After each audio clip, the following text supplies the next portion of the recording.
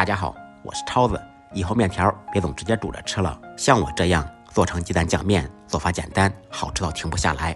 做好的鸡蛋酱、拌饭、拌面，那真的是太香了。话不多说，接下来开始操作。首先准备食材：一个青椒或者尖椒，清洗干净，切成小丁；半个红椒，同样切成小丁，搭配颜色，增加味道；一段大葱，从中间切开，1分为2， 2分为4， 4分为8，切成大葱花。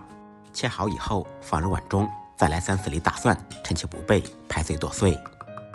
剁好的蒜末跟葱花放在一起，再来2个香菇，清洗干净，同样切成小丁。放香菇做出来味道更加鲜美，而且更有营养。碗中单手打入3个鸡蛋，放入1点胡椒粉去除腥味，用筷子搅拌均匀备用。接下来再兑一个酱汁，碗中放入2小勺黄豆酱、2小勺生抽、1勺老抽、1勺蚝油、半小勺盐、1勺白糖，少许13香，加入半小碗清水，再来1点湿淀粉或者干淀粉，用勺子把料汁搅拌均匀备用。起锅，锅烧热，放少许油，锅热油热以后放入蛋液，蛋液下锅以后用勺子不停地搅拌，把鸡蛋炒熟炒散。炒好以后盛出，控油备用。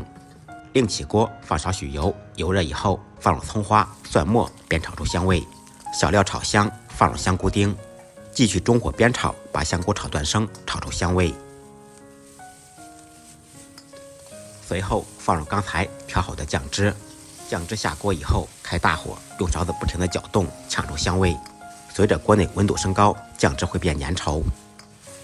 然后放入刚才炒好的鸡蛋，青红椒粒一同放入锅中，继续大火煸炒，使鸡蛋吸收味道。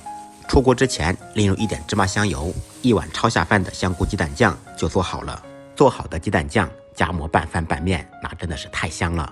起锅做水，快开锅时放入1小块竹升面，这个竹升面在我家非常受欢迎，又细又筋道，1小块就能煮1大碗。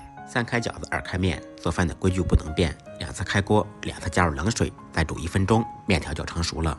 煮好的面条盛出来，放入碗中，再浇上我们刚才做好的香菇鸡蛋酱，哇，太香了，看着就流口水。感谢朋友们的支持点赞，再忙再累记得按时吃饭。下期视频见，拜拜。